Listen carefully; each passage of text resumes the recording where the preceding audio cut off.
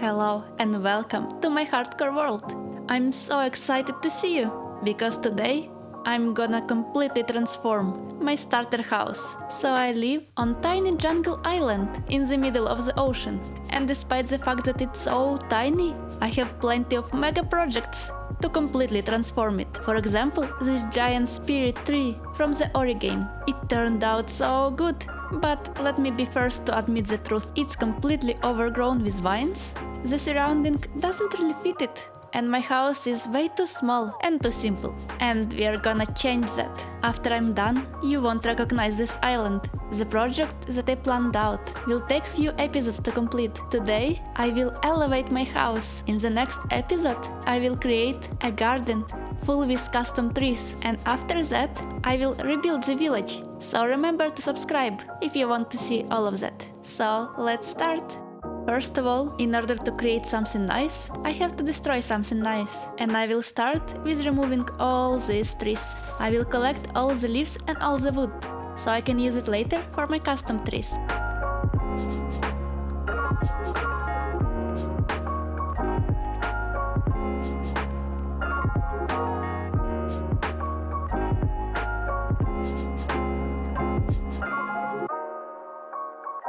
Look what I found! Spider pig and spider sheep, a spider pig sheep.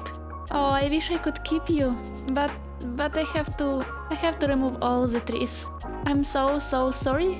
Let me remove you safely. Come on, pig. I know you like that place, but come on. Oh no, what are you doing? I promise I will create tree for you, where you can safely chill. A special tree for my spider pig.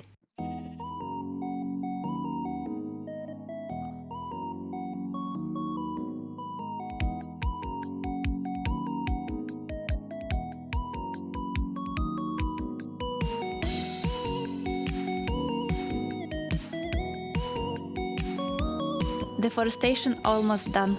Now I can see the area that I have to work with. I think, apart from building custom trees, I will have to build a custom terrain and expand this island, because those roots cannot just live like that, just in the water. It needs some ground to stand on. And this looks like a place for statue. But that's for the next episode. Today I will concentrate on my house. So my idea is that I keep the style as it is. All that I will do is to expand it, mostly upward. So in order to do that, I need to remove the roof. Anyway, I didn't really use this roof, apart from keeping few animals there. Anyway, these animals deserve much better place.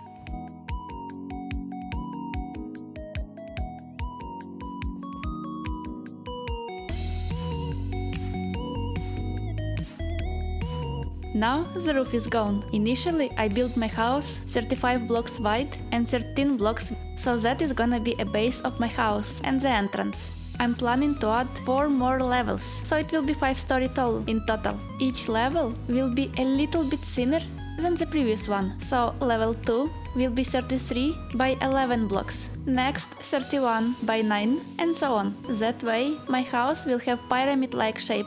It will be more prominent on the thin side, but that way it will look structurally support. Initially I used this spruce wood for the support bulks, and actually I wanna change that. I want to change it to acacia stripped wood. It will add much more color, and I really want to have colorful build. For the walls of the house, I will stick to the smooth sandstone. I thought about changing it to white concrete, but for me it was way too bright. And I really like this sandstone color, and it goes very well together with acacia wood. For the roofs, I will stick to the warped wood, so these 3 blocks are my primary choice of colors. They really complement each other very well, and at the same time provide so much color. Oh, sorry, am I interrupting you? Okay, moving on. This iron farm is a perfect place to observe my building, but spoiler alert, eventually I will have to get rid of it. Just a small secret. I will make a lighthouse out of it. Just don't tell anyone.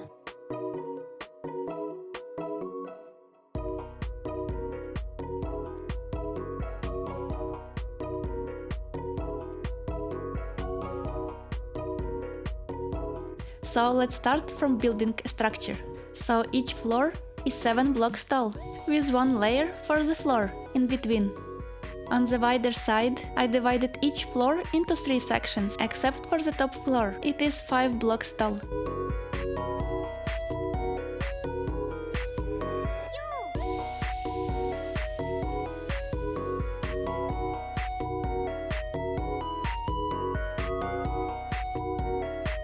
Now that I put this structure in, it's time to add some floors. There is no house without floors. Wouldn't want to fall down like that and lose my hardcore world.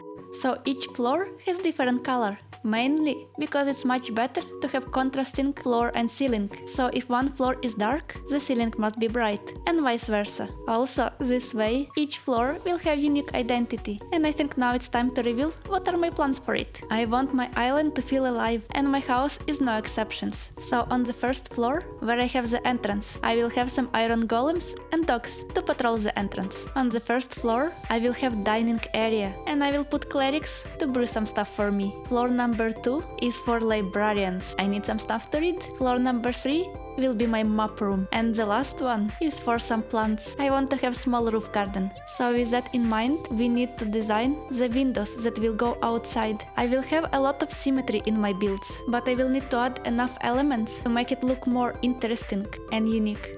For the roof, I decided to add stairs just like that. This way, I can make sure that nothing will spawn, even if my roof is a little bit dark. Yep, I believe it looks much better. For each of the supporting bulks, I added a stair on the bottom and log on the top. It really adds to the support of the structure. I really recommend you to do it, no matter what style you build. For the roof in between the floors, I added small details that add these small curves to the roof, and I really exaggerated it for the top floor. I think these exaggerated features is really what adds some characters to the build. Having just plain walls is very boring. So I decided to add small balconies on some floors. Although I make it quite simple, just triangular shapes just like that. It really changes the face of the building, so it's not so flat. Also, I really like to do that, because I want to be able to access every single floor with my elytra, if I want to. Yes, I will have a proper stair, but let's be honest, elytra is my main mean of transportation 95% of the time, and I really want to be able to swoop into the things wherever I want to, whenever I want to, and having balconies allows me to do it.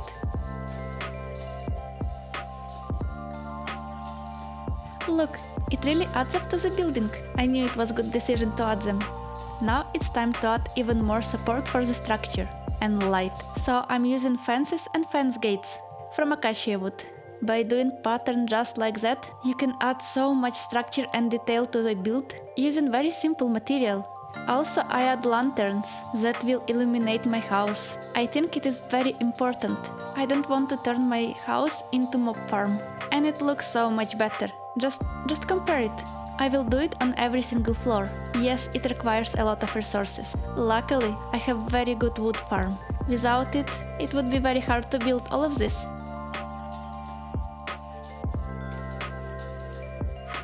My house is starting to come together. By the way, on the opposite side, I kind of repeated the pattern, but instead I put balconies a little bit higher, so it's not exact duplicate. My advice when it comes to building is to reuse details. Symmetry is very beautiful to human eye, but too much symmetry is very boring. That's why I kind of mix it up. Next step, I need to add windows. I will actually have few different styles of windows. For some, I will use plain or maybe white glass panes. Quite simple. Then I will have some windows where I use trapdoors. And lastly, I will have some windows that are using fences. For the map room floor, I will have 3 plain walls, but I will add details to decorate them anyway, from the outside. Apart from fences, I tried to use sandstone walls. They add a lot of texture and very nice detail to the build. Since sandstone has very similar color to smooth sandstone, I mean, it's in the name, it really complements the build. But it's very nice to have this texture, because you really don't want your walls to be flat. I know, in real life, you actually want your walls to be flat, but it's not real life. By the way, currently I didn't use any texturing in my building. I did it on purpose, and the reason is simple. I have a lot of details, and it makes my build kind of busy. If I add more texture, for example, if I make walls and mix them with sand and sandstone and cut sandstone, it will add a lot of texture, but it will make my build way too busy. I can always add terracotta and waxed copper to mix it up a little bit. And I can add oxidized copper and cut copper to the roof, but I don't feel it will be correct way to do for this specific building. Actually, I want your feedback. Do you think I need to add more blocks to make this palette more textured? Or do you think keeping it clean is better? Let me know in the comments down below. So, what do you think about my house? Let me show it to you in the night light.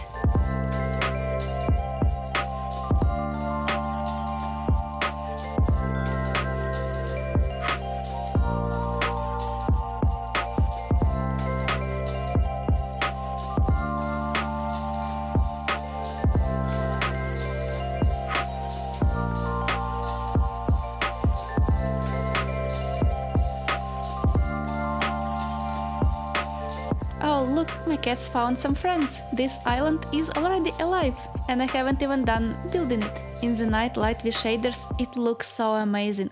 I really like how it looks. I'm so proud of this work. I'm still new to building in Minecraft, especially big builds like that. It takes so much resources and effort, but it's so worth it. Even in the dark it's illuminated enough, so nothing will spawn. Now you cannot call my house tiny. And I like the proportion of the house to the spirit tree. It's big enough to be impressive, but the tree is way more superior. The tree is still most prominent part of my island. Right now my house is a little bit empty. I will make interior when the villagers will be ready to move in. But now, when the outside of my house is ready, I can make a garden that will be completely made from custom trees that I will design myself. So if you want to see that, remember to subscribe if you enjoyed this build, and please comment if you have any suggestions. A little spoiler, some of my custom trees in the next episode will definitely be inspired by the Ori game. Thank you so much for watching. Until the next time, bye!